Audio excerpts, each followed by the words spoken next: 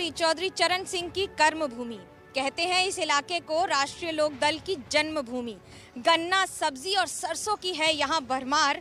विधानसभा छपरौली में आरएलडी को कभी नहीं मिली है हार। यही इलाका है महाभारत में पांडवों का लाक्षागृह। बताएंगे आपको कि इस जिले में यमुना किस दिशा में रही है बह। नमस्कार, मैं हूं मनोज्ञा लोईवाल। आज की चुनाव यात्रा बागपत जिले से, एक ऐसा जिला जिसे आरएलडी और समाजवादी गठबंधन के तहत उनका गढ़ माना जा रहा है, लेकिन बीजेपी बार बार जाट और मुस्लिम समीकरण के तहत यहाँ सेंध लगाने की कोशिश कर रही है। बताएंगे आपको कि क्या सोच रहे हैं यहाँ के वोटर, क्या सोच रही है यहाँ की जनता। उनके मन की बात आप तक पहुँचाएंगे। चलिए मेरे साथ इस चुनाव यात्रा पर।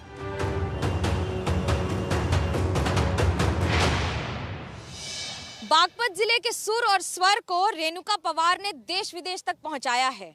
इन सर्दीली हवाओं के बीच में भी एक गर्म सी आवाज आती है। रेणुका ने वो करामात करके दिखाई है कि सबसे कम समय में यूट्यूब पर सबसे ज्यादा वीडियो अगर कोई देखा गया है तो इन्हीं के गाने हैं। गाने से ही शुरुआत की जाए रेणुका बागपत के। घूंघट काना साका ढूना कसर घालूंगी, 52 गज का दामन पैर मटक जालूंगी, 52 गज का दामन पैर मटक जालूंगी। जो मुझे पसंद है गाना, मतलब जो मैं अक्सर गुनगुनाती रहती हूँ, वो चटक मटक है। 52 गज तो उसकी तो क्या ही बात करें।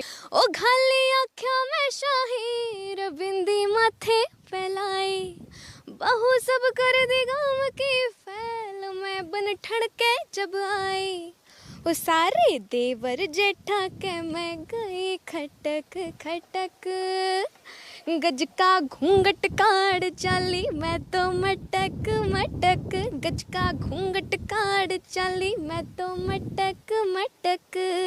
फैंस का भी दिल नहीं टूटना चाहिए, काला चश्मा जचता है।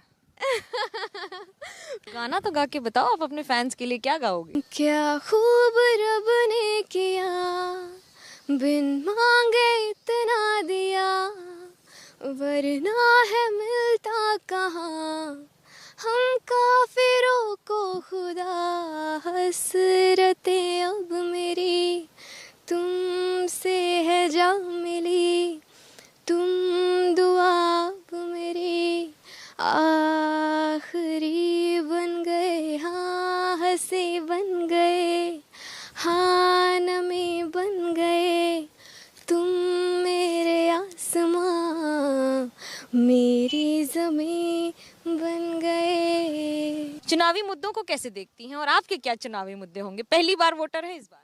हाँ जी, मैं पहली बार वोट दूंगी। देखो, करना चाहिए सबको, क्योंकि अपनी मर्जी से आप ये चीज़ होती है कि हम अपनी मर्जी से जिसको चुने। बागपत की कोई ऐसी बात जो गाने में पेश करना चाहेंगे? है तू सांसों में आँखों में मेरे यार, खुद से ज़्यादा तुम्हें करती हूँ प्यार। ये प्यार बना रहे और ये जनता का आशीर्वाद भी बना रहे।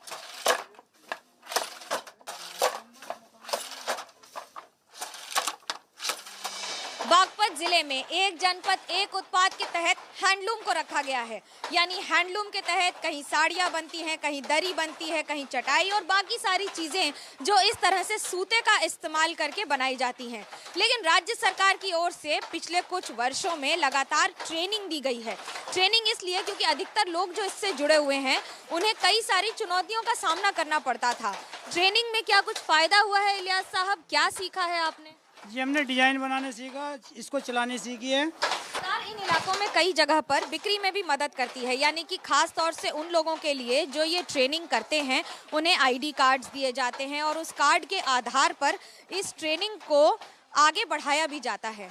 ऐसी कई महिलाएं हैं जो अपने परिवारों के साथ आकर यहाँ पर ट्रेनिंग करती हैं, जैसे कि अपने बच्चे को लेकर मैडम कर रही हैं। मैडम, क्या ट्रेनिंग मिल रही है आपको, क्या फ़ायदा है और बच्चे के साथ आने से क्या क्या सीखा है आपने नया? बच्चे के साथ आने से बहुत फ़ायदा है, नया सीखा है कि दरी बनानी सीखी है। बच्चों के साथ आते हैं कि घर पे रहने से बहुत फ़ायदा है, घर पे काम मिलता है। पहले कितना कमा लेते थे, अभी क्या स्थिति में बेहतर हुआ है कि पहले से खराब है? पहले तो बेहतर है जी, अब काम सीखा है, कुछ सरकार की तरफ नॉलेज में चल रहा है हमारा काम, तो बेहतर है पहले से। कई इलाकों में पहले बिजली की एक समस्या रहती थी हैंडलूम में, क्या अब बिजली की समस्या में कोई परिवर्तन आया है कि पहले जैसी है बिजली की? नहीं, लाइट तो सही आ रही है। सोलर, हाँ, पहले से सही लाइट है। देखिए, ये फायदे तो हुए हैं और इसके साथ साथ इस ट्रेनिंग के साथ कम से कम अब ये आशा है कि आने वाले दिनों में हैंडलूम को थोड़ा सा बेहतर सम्मान और थोड़ी ज्यादा आमदनी भी होगी।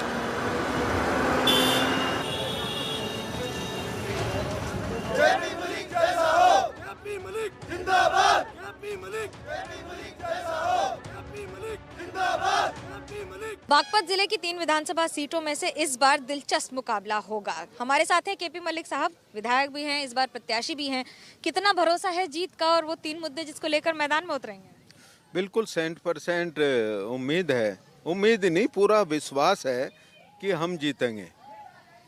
किस आधार पर? क्योंकि एक और जहां महंगाई, दूसरी ओर जाट, वहां पर मुसलमान समीकरण। इस जिले की बात करें बागपत की, कितना भरोसा है? ये कुछ नहीं चलता, यहाँ वाद नहीं चलता। जाट को एक साथ बुलाना, एक मत पर, एक मंच पर रखना, क्या प्रयास है ये?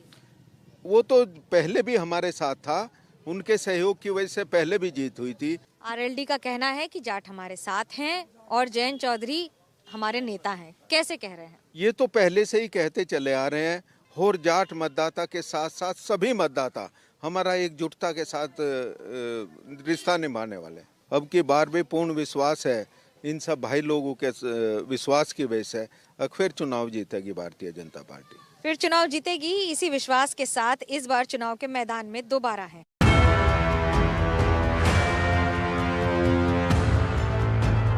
बागपत जिले की पहचान पूर्व प्रधानमंत्री चौधरी चरण सिंह से लेकर आज गन्ना के किसान तक है। लेकिन क्या है इस समय खेतों का हाल, चुनाव का हाल? कविता से ही शुरुआत करते हैं, आप ही बता दें।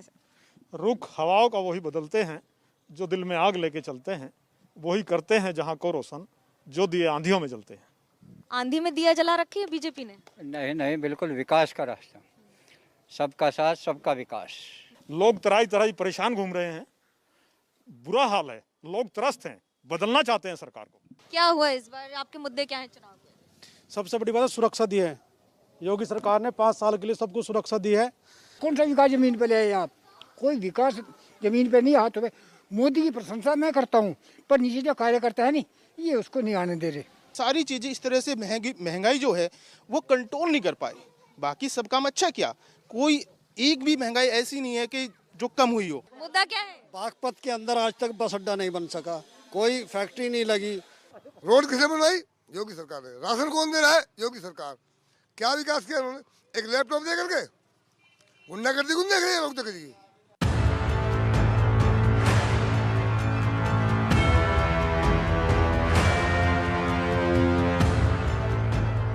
बागपत जिले की छपरौली सीट एक ऐसी विधानसभा जिसे कभी भी आरएलडी ने हारा नहीं है। इस बार कितना है जीत का भरोसा, इस पर बात करने के लिए हमारे साथ हैं उम्मीदवार आरएलडी से अजय कुमार जी। कितना भरोसा है इस बार जीत का, पिछले इतिहास के रिकॉर्ड को आगे बढ़ाने का? जनता का जिस तरीके से प्यार और आशीर्वाद मुझे मिल रहा है, मुझे आशा ही नहीं, पूर्ण विश्वास है कि जीत का मार्जिन और बढ़ेगा। 2019 में हार का सामना करना पड़ा था लोकसभा में, क्या उसका असर इस विधानसभा में पड़ेगा? कोई असर नहीं। जनता में भाजपा कुशासन के खिलाफ भारी गुस्सा है।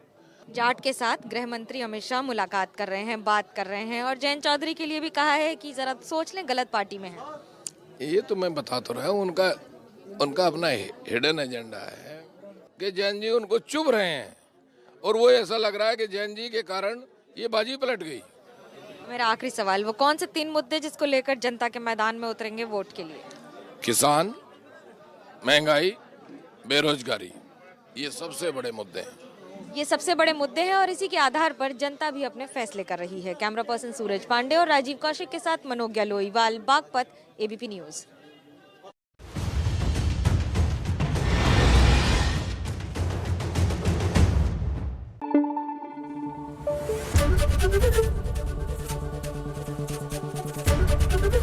एबीपी न्यूज आपको रखे आगे।